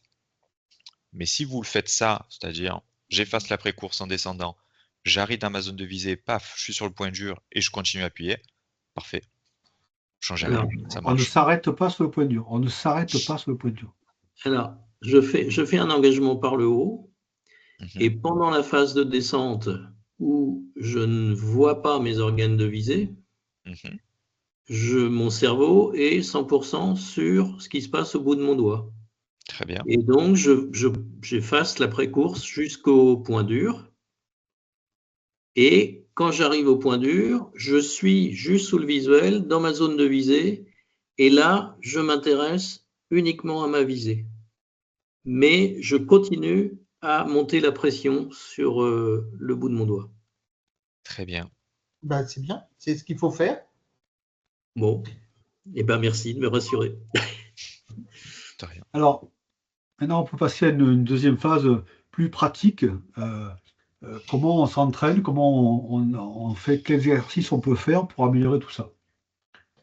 Alors, dans les recettes, il n'y a pas de miracle, hein. La recette, c'est apprendre le geste, perfectionner le geste et l'intégrer dans le geste d'avant et le geste d'après, donc le coordonner, et automatiser tout ça. Donc, c'est toujours les 3 étapes indispensables à faire. Donc, apprendre son geste, le perfectionner et automatiser. Alors, sur le site internet, vous allez retrouver des trames d'exercices qu'on est en train de faire qui correspondent à différents niveaux. Niveau de couleur, pour ne pas dire de cible couleur, et avec une trame qu'on retrouve dans les BFA ou les BFI. Bien sûr, tous les exercices qu'on va vous proposer, ben, il y en a moult, il y en a plein. Donc n'hésitez pas à nous enrichir notre base en proposant les exercices que vous faites ou que vous voulez mettre en avant, parce que chacun a sa façon de travailler. Et donc il n'y a pas 1 ou 2 exercices, il y en a des milliers, et autant les partager. Donc n'hésitez pas à partager vos exercices, on les publiera. Dans le cas du lâcher, on a besoin d'observer ce qui se passe. On a besoin d'avoir un œil extérieur. Parce qu'on voit ce qu'on fait quand on fait du travail d'annonce, quand on observe son cran de mire et son guidon. Mais on peut se faire aider par son entraîneur ou son coéquipier qui va observer comment va réagir l'arme. Donc si on a la chance d'avoir un moniteur, on a cette capacité-là. Sinon, n'hésitez pas à vous le filmer. Filmer l'arme, filmer le bout du canon, filmer avec une GoPro, avec un téléphone, etc., pour arriver à voir la réaction de l'arme, puisque on sait que un lâcher parfait ne fait pas réagir l'arme. Donc si vous arrivez à filmer une arme qui ne bouge pas au départ du coup, vous avez le bon lâcher. Si inversement vous voyez un mouvement au départ du coup, c'est que vous n'y êtes pas encore. Petite précision, Nico. Oui. Selon vos armes, vous pouvez avoir une petite réaction d'arme. Attention, si on part sur des armes avec des technologies, avec des absorbeurs ou autres, P8X, P44, K12, Evo 10, LP10, etc., etc. Ces armes-là, en effet, si vous faites un bon lâcher, elles ne doivent absolument pas bouger. Par contre, quand on dit bouger de manière anormale, il y a votre bouger à vous, normal, et puis après, il y a la réaction d'arme. D'autres armes comme du LP2 ou du Morini peut avoir une légère réaction au départ du coup. Et ça, c'est pas synonyme d'un mauvais lâcher. Ça, c'est inhérent à la technologie de l'arme et ce n'est pas un problème. Par contre, ça peut devenir un problème si la réaction est exagérée ou pas dans le bon sens. Ça, oui. Voilà, c'était une petite précision. Oui, souvent, c'est effectivement pour compléter juste ce que vient de dire Cédric, effectivement, quand le projectile part, notamment avec les armes à feu, mais passe moins sur les armes air comprimé, parce qu'elles sont prévues pour ça. Mais effectivement, le canon bouge après le moment la sortie du projectile, parce qu'il y a une explosion de poudre. Donc, effectivement, il y a une réaction, mais c'est vraiment pendant la sortie, c'est là que là, il ne doit pas y avoir de réaction. Mais juste après, oui. Donc votre premier travail dans les exercices, c'est d'arriver à observer le mouvement de votre arme et le mouvement du canon. Donc typiquement, ce genre ne provoque aucune réaction de l'arme. de prise de vue par un observateur humain ou par une caméra permet de voir. Et si vous coupez le son, Le bon lâcher ne provoque aucune réaction de l'arme. L'arme reste dans son alignement vers la cible. si on coupe le son, on ne doit pas voir, on ne doit pas deviner que le coup est parti. Voilà. Et pensez aussi à filmer en même temps que le bout du canon, filmer l'action du doigt. Vous aurez une vision, si vous pouvez le faire comme ça, faites aussi l'action du doigt en même temps pour essayer de comprendre ce qui provoque le bouger éventuellement. Alors, un exercice à faire qui est très intéressant, c'est de tirer, ou de faire tirer le tireur assis avec une arme posée. Ce qui permet de se débarrasser de tous les problèmes de stabilité et de se concentrer sur le lâcher et la visée. Donc le tireur étant assis, posé, il ne peut pas avoir de mouvement de corps, de stabilité du corps, et ça vous permettra d'évaluer votre lâcher et de la viser, et de savoir ce qui vient dans des problèmes de position ou ce qui se concentre sur des problèmes de lâcher ou de visée. Si vous êtes assis, posé, l'arme calée et stabilisée, logiquement, si vous savez viser et si vous avez lâché, ben vous allez faire que des 10. Si vous faites autre chose que des 10, il y a peut-être un terrain d'investigation pour arriver à voir si dans votre lâcher ou dans votre visée, il y a eu un moment où ça n'a pas été optimum. Donc l'exercice de lâcher, de faire un tir posé stabilisé, tireur assis, permet d'évaluer son niveau de lâcher et de viser. Alors bien sûr, tireur posé assis, donc assis sur un tabouret, une chaise, et arme posée sur un coussin, sur une potence, tout ce que vous trouvez utile pour stabiliser tout ce qui est possible de stabiliser. On retrouvera cet exercice-là sur le site d'entraînement dans ce type de page. Tirer sur carton blanc, donc on enlève le visuel, on enlève le score, et on demande au tireur de se concentrer uniquement sur son lâcher et de voir le mouvement de l'arme à travers le mouvement des organes de visée. Donc, très intéressant de faire en début d'entraînement une dizaine ou voire une vingtaine, moi j'en fais souvent une vingtaine, de tirs sur une plaque sur un carton blanc qui permet de se concentrer sur son lâcher et de voir s'il y a une réaction d'arme ou pas, et de commencer à réchauffer son lâcher. Est-ce que, Nico, on n'en profiterait pas pour indiquer à quoi sert le carton blanc? Mais je t'en prie, c'est vrai que je t'en prie. Ah. On est entre nous, on fait ce qu'on veut. Donc, carton blanc. Donc, j'ai vu tir sur plaque. Moi, je suis fan du tir sur plaque. Donc, quel est l'intérêt tir sur plaque ou tir sur carton blanc? Et pour le coup, les tirs sur carton blanc avec les cibles Sport Quantum, c'est parfait. Ça représente un peu la plaque. Pourquoi? Parce que on ne va pas chercher de score, comme tu l'as dit, Nico, et on ne va pas chercher non plus de groupement. Ça, c'est important. On ne va pas chercher de groupement sur un carton blanc. Pourquoi? Parce que on n'a aucun repère visuel. On n'a rien. À part une habitude qu'on a de viser à peu près par là dans la cible. Mais ça n'a aucun intérêt. Le carton blanc est juste là pour travailler notre doigt tout en alignant nos appareils de visée. Nos appareils de visée, on va bien les voir par rapport sur plaque. Si on compare sur plaque c'est gris, on a du mal à voir nos appareils de visée. Donc on va pouvoir travailler que le lâcher. Quand on va partir sur carton blanc, on va pouvoir bien faire une accommodation sur notre guidon, donc bien voir nos appareils de visée, tout en engageant notre doigt sur la queue de détente. Donc, le carton blanc permet donc si le travail sur plaque permet de travailler son lâcher, le carton blanc permet de voir ses organes de visée et donc de voir si le lâcher a été exécuté correctement et s'il y a une réaction d'arme. Sur plaque, on le voit moins bien. Alors, on retrouvera tout ça sur le site internet.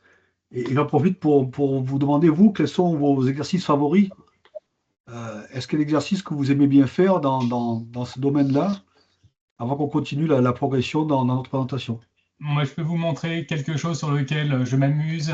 En fait, j'ai des cibles qui sont sans numéro, Zone. ce qui me permet justement de pas m'embêter à chercher le résultat.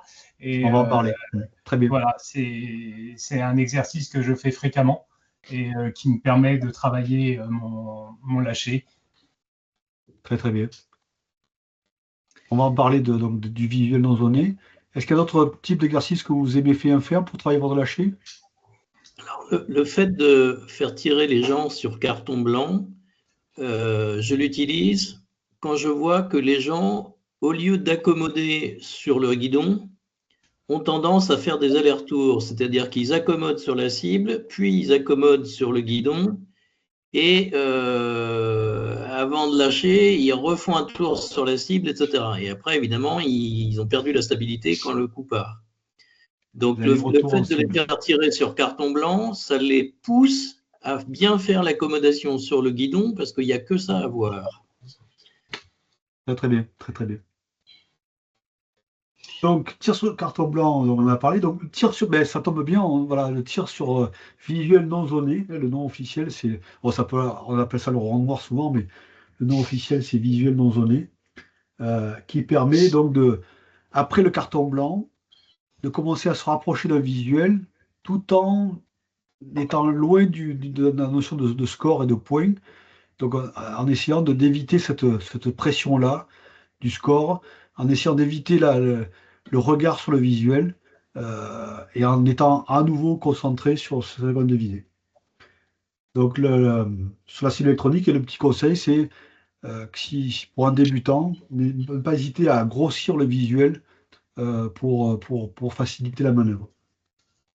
Et bien sûr, sur carton papier, on peut le faire idéalement aussi.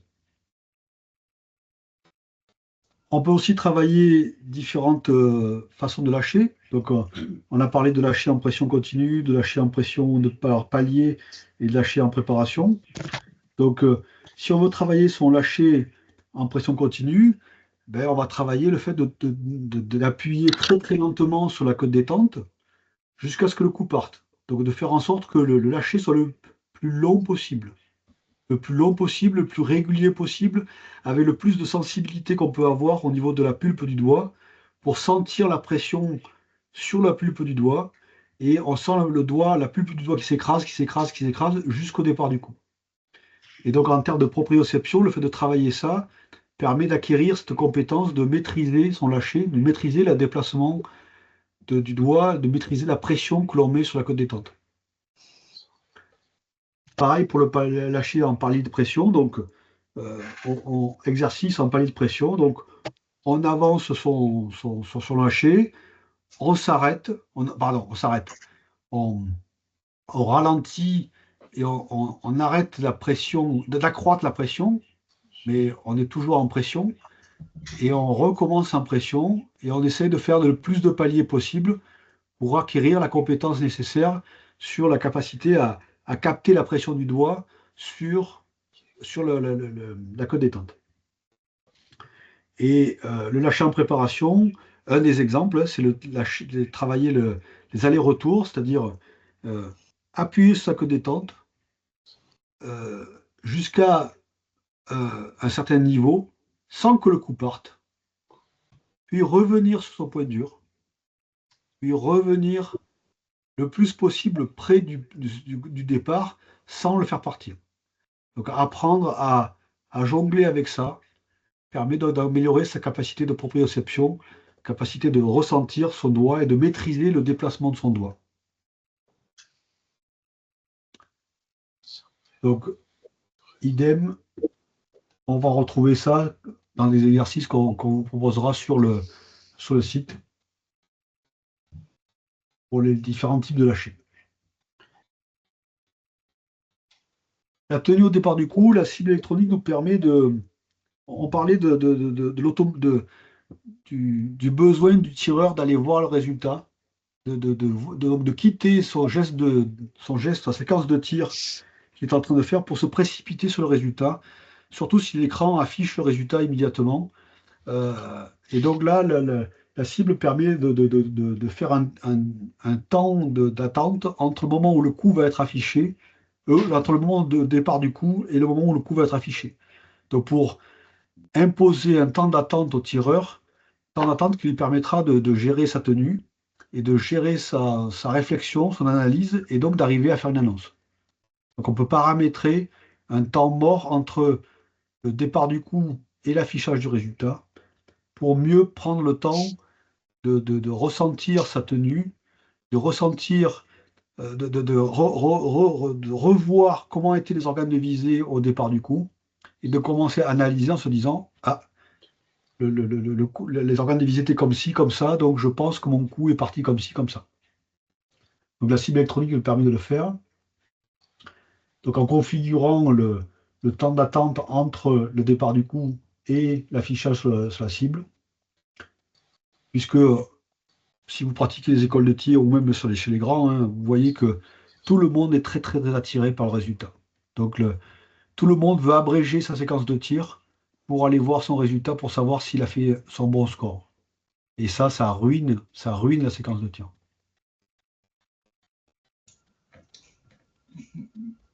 Par rapport à ça, quand je tire, je ne fais pas un match de 60 plombs, je fais 60 matchs de 1 plomb. Et c'est une philosophie qui va bien aussi, parce que effectivement, moi, ça m'arrive de faire des erreurs, et plutôt que de m'agacer sur cette erreur, bon, ben, j'ai perdu ce match-là, et je recommence sur les autres. Le plomb suivant, le plomb suivant n'est pas dépendant des plombs précédents. Chaque plomb est un match, chaque plomb doit être vécu comme un plein entier. Alors, juste une petite attention à l'entraînement, à ne pas faire de match, parce que l'entraînement reste l'entraînement, un match reste un match, même si on fait un match à chaque plomb. On n'est pas le monde de la compétition, c'est pas le même que le monde de l'entraînement, donc on fait pas la même chose. Quand même. Là, je parle vraiment quand je suis en compétition, hein, pas du tout à l'entraînement. Hein. D'accord. Parce qu'effectivement, on peut attendre, on se dit à l'entraînement, je fais des scores, voilà. Mais en match, on a l'émotion en plus, on a l'environnement, on a toutes sortes de choses qui peuvent intervenir. Et donc, il ne faut pas s'attendre à faire forcément la même chose. Il y en a qui y arrivent, mais ce n'est pas forcément à chaque fois, quoi. Exercice d'annonce, donc sur cible électronique, mais on verra après aussi sur cible papier et comment faire. Il y a une application qui permet donc de parier sur la direction de son coup. Alors, le problème du pari de la direction de son coup, c'est le niveau de granularité que l'on veut, le niveau de précision. Est-ce que le tireur va juste dire, bon, mon coup est parti un peu en haut, un peu à droite? Ou est-ce que le tireur va être capable de dire, mon coup est parti, et on va prendre par exemple un cadran horaire en disant, il est parti à 1 heure, et j'ai fait, là en l'occurrence, un 8 à 1h30. Donc le niveau de compétence, d'expertise du tireur va devoir définir son exercice d'annonce, c'est-à-dire est-ce qu'il fait l'annonce de base en disant ben, j'ai fait mon tir dans le cadran en haut à gauche et je pense avoir fait entre un 7 et un 5 avec une marge de 2 points, ou est-ce qu'il est plus précis et dans ce cas il va annoncer son score en points en disant j'ai fait un 8 et je l'ai fait à 1 heure. Donc, les différents niveaux de granularité qu'on peut avoir. Et il va le personnaliser, il va configurer l'appareil pour définir ce qu'il attend, donc ce qu'il va faire comme niveau de pari, en disant je suis prêt à parier au point entier et avec quel angle de répartition dans le cercle. Et ensuite, il va cliquer sur l'écran qu'il a. Après le départ du coup, il va dire à la cible, je pense avoir tiré là. Et avec le doigt, il va désigner le point d'impact du coup. Et la cible lui dira, après ça, ben, si son pari était bon ou pas. Donc il peut parier l'annonce qu'il fait. Donc travail très très intéressant. Hein. On a vu que l'annonce, c'est l'indicateur de qualité royale qui permet de savoir si on maîtrise son geste ou pas. Alors ça, c'est dans le cadre d'une cible électronique. Sinon, le bon vieux papier posé sur la bonne cible posée sur le pas de tir, et on positionne un plomb en disant je pense que le poids est parti là, le coup est parti là, et on le pose à la main. Le dos de bois, la cible permet de presser le tireur en disant tu n'as que 2 secondes pour tirer, par exemple. Donc on va pouvoir configurer la cible pour dire que la cible ne va s'afficher, le visuel ne s'affichera que pendant 2 secondes, et que la 3e seconde, le visuel va disparaître, et donc trop tard pour tirer. Donc on peut travailler des exercices comme ça pour s'obliger à tirer plus rapidement et à éviter le dos de bois. Et si on n'a pas de cible électronique, on peut avoir une cible tournante aussi, qui va tourner automatiquement. Je pense à mes amis de Galson, par exemple, qui fait une petite cible électronique qui tourne, qui est commandée, très, très agréable pour travailler la vitesse aussi, travailler le 3-7, travailler le standard, etc. Ou le bon vieux chronomètre, en se disant j'ai 2 secondes pour tirer ou 3 secondes pour tirer et je compte dans ma tête ou j'ai mon partenaire qui compte. Et dernier point, maintenant j'en parlais, de faire des travails de discipline de vitesse. Le fait de faire des disciplines de vitesse permet de fluidifier le lâcher et de l'automatiser plus, et ce qui va éviter le doigt de bois.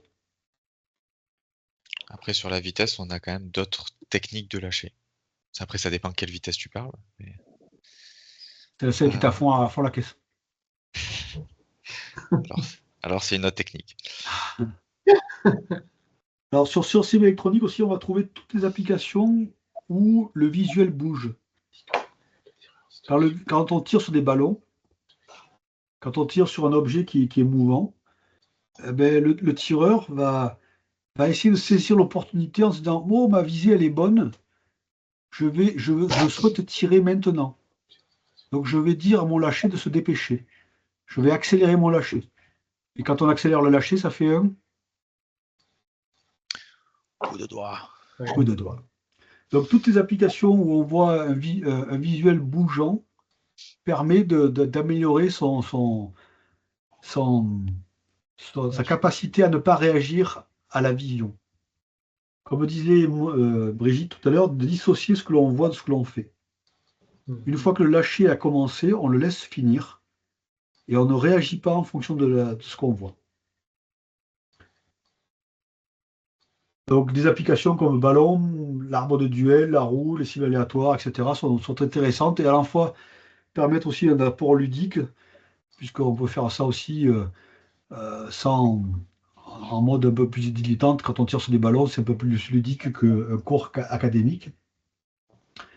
Et une application que j'aime bien moi aussi, alors l'application ballon, et une application que j'aime bien aussi, c'est l'application de duel. Alors là, les cibles ne bougent pas, mais vous avez les cibles vertes et les cibles bleues.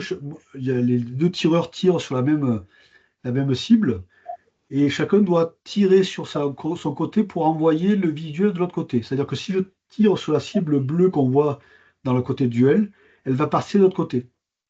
Et le gagnant est celui qui n'a plus de cible. Et donc les tireurs vont être engagés dans une course contre la montre, puisqu'il faut aller très rapidement tirer sur les cibles pour gagner. Et donc le tireur va être invité à accélérer son geste, sa séquence de tir. Et donc le lâcher va être souvent négligé. Et donc là, on voit des enfants qui tirent, par exemple. Voilà. Ils sont pressés de tirer. Et donc, en étant pressés de tirer, ils vont dégrader leur lâcher. Alors que s'ils gardent leur lâcher, ils vont performer et donc ils vont réussir. Donc l'exercice de duel est un exercice très intéressant. Alors après, il y a plein d'autres exercices. Le lâcher sur une bande verticale ou sur 2 bandes verticales. En fait, tous les exercices vont demander un bon lâcher de façon générale, hein. Donc, puisque c'est la base du tir. Donc, tous les exercices que vous allez mettre en œuvre seront des bons exercices pour améliorer votre lâcher.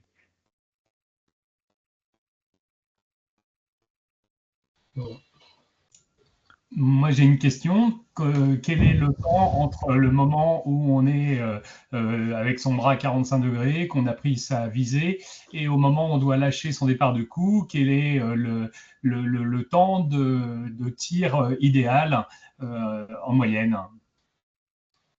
Quand on est sur du tir de 3 steps, par exemple? Non, non, pas du tout, non. En précision. En tir en 60 balles plomb, par exemple. Non, franchement, j'ai aucune notion à communiquer à ce niveau-là. Ce qu'on dit, c'est que quand nous sommes en visée, donc dans la cible, dans notre zone de visée, on va essayer d'avoir maximum une visée de 7 secondes grand maximum.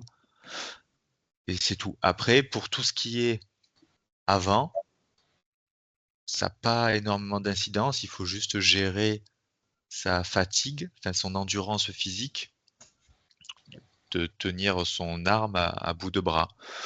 Mais il n'y a pas de... Je pense pas qu'il y ait un temps... D'accord, c'est plus Quand le on parle- temps quand on qu'il parlera est de au la moment où visée, on arrive en cible. Quand on Ouais. parlera de la visée, on verra que, par exemple, l'œil a besoin de repos.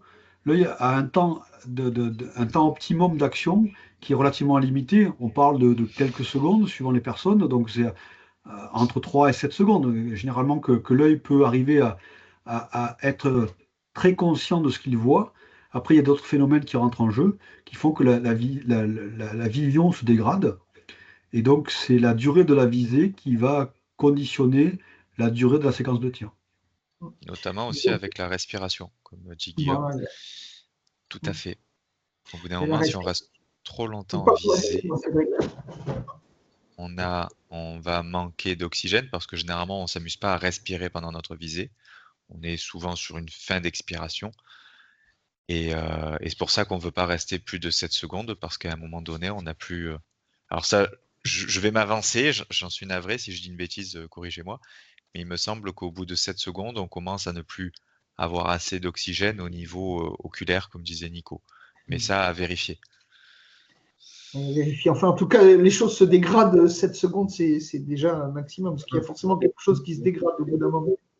Ouais. Donc, si on arrive dans sa zone dans sa zone de visée, qu'on est prêt à tirer et qu'on ne tire pas, à partir de ce moment-là, les choses vont se dégrader. Musculairement, nerveusement, oculairement, etc. Donc, je dirais qu'il ne faut pas être pressé de tirer, mais la zone d'opportunité, elle est au début, elle n'est pas à la fin. Ouais. Le fait d'insister et de chercher à mieux faire, c'est de voir ces conditions se dégrader. C'est ce qu'a dit Brigitte, là. Elle a dit il faut faire le lâcher avant la mise en visée. C'est ça que vous avez dit tout à l'heure. C'est C'est ça. ça, oui. C'est C'est ça. ça, hein. Il faut entamer l'action du lâcher avant d'être en visée, puisque Ça veut dire que dès que vous arrivez dans le noir, enfin au niveau de la carabine, hein, tac, le coup doit partir et c'est là que ça fait un 10. le lâcher carabine est plus court que le lâcher pistolet, parce qu'il y a beaucoup d'autres choses qui entrent en ligne de compte avant, notamment la phase de tassement, la phase de visée, etc. Donc il y a d'autres choses qui entrent en ligne de compte. Le lâcher carabine est un petit peu plus court que le lâcher pistolet.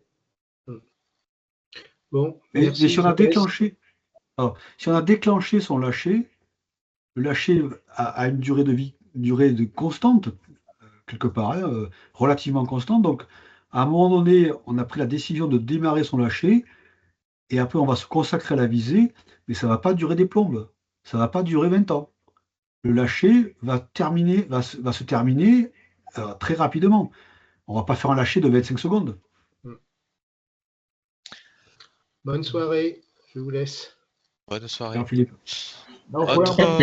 Juste une petite question. Ouais. Bonsoir. C'est Johan. Je voulais savoir si la forme de la queue de détente, et on voit sur certains sites des queues de détente qui sont toutes petites avec des petites dents. Est-ce que c'est néfaste ou pas par rapport à la réalisation d'un bon lâcher?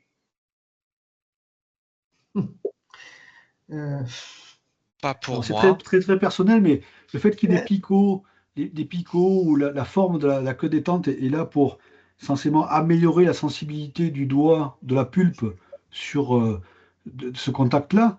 Est-ce qu'on a besoin de mettre une punaise sur sa queue de détente pour mieux sentir sa queue de détente?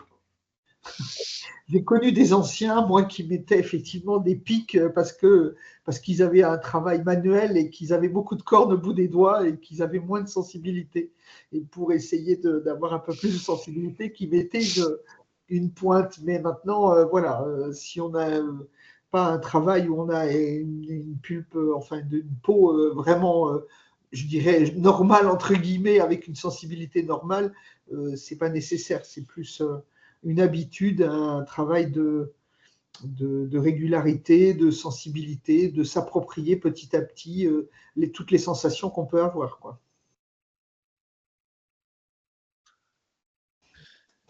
D'autres questions? Alors moi, c'est pas une question, je voudrais juste donner 2 petits exercices pour travailler le lâcher. En plus, si vous avez l'opportunité d'avoir quelqu'un avec vous sur le pas de tir, un entraîneur ou un collègue ou une collègue, il serait intéressant de demander à cette personne de charger l'arme à votre place et de mettre des fois un plomb, des fois non. L'idée derrière ça, c'est de voir ou non la réaction d'arme. S'il n'y a pas de plomb, ou l'idéal c'est même de mettre du tir à sec, si on voit une réaction d'arme en tir à sec par exemple, on sait clairement que il y a eu un défaut sur le lâcher. Et ça marche d'autant mieux au 25 mètres. C'est encore plus flagrant. Deuxième petit exo, c'est de changer d'arme. Si vous voulez travailler votre capacité à appuyer sur la queue de détente de manière progressive, n'hésitez pas à changer d'arme, à échanger avec quelqu'un d'autre. Même si la crosse ne vous va pas, même si elle n'est pas réglée, c'est pas grave. L'idée, c'est de travailler cette faculté à appuyer progressivement sur la queue de détente. Voilà. Moi, j'ai un exercice que j'aime bien pratiquer aussi, c'est tirer 10 plombs sur fond blanc avec la main faible et après de retravailler avec sa main forte. Et c'est un truc absolument incroyable. C'est vrai que ça marche bien, ouais. Ouais. Même ça, c'est conseillé aussi d'utiliser la main gauche pour réveiller les sensations sur la main droite. Et avez-vous des exercices pour ceux qui ont des cibles non électroniques? Oui. Alors, oui. il y a plein d'exercices possibles également. Effectivement, sans cible électronique, tout le travail sur plaque est important. Les cibles, tout ce qu'on peut faire également, appuyer pour travailler le lâcher est tout à fait efficace. Tout ce qui est, alors les cibles ludiques, ça peut être ça aussi, mais sauf qu'elles ne bougent pas. La différence, le cible électronique et le cible carton, elles ne bougent pas, mais on se centre à ce moment-là sur autre chose. Il faut se centrer, bon voilà, j'aurais réussi si je suis capable d'identifier où était mon plomb, j'aurais réussi si mon lâcher a duré tant de temps, j'aurais réussi si j'ai bien démarré mon action du doigt à tel moment de l'entrée dans cible. Voilà des exercices qui peuvent se faire sans avoir forcément de cible électronique. Le fait d'observer aussi, d'observer la réaction d'arme, c'est-à-dire que si on est tout seul, on va devoir, sans cible électronique, on va se concentrer encore plus sur observer la réaction de l'arme au départ du coup. On peut demander aussi à ses collègues, à des tireurs qui sont autour de nous, de regarder comment l'arme et le doigt vont réagir, vont se déplacer. Donc, on va travailler en équipe en disant chacun tire son plomb et l'autre observe le déplacement du doigt sur la queue détente et la réaction de l'arme. Si le collègue n'arrive pas à voir le déplacement du doigt, si le déplacement du doigt est si lent que le collègue ne le voit pas, on peut penser que le déplacement du doigt est très bien. Si au départ du coup, l'arme ne bouge pas, là aussi, on peut dire que le lâcher est bon. Si à l'inverse, si on voit le doigt qui bouge et on voit l'arme qui bouge au départ du coup, eh ben, on sait qu'il faut encore améliorer son lâcher. Et un exercice que l'on peut faire aussi sur carton blanc, c'est chercher les 4 angles et puis le centre. C'est un exercice qui est assez sympa à faire, qui est assez ludique.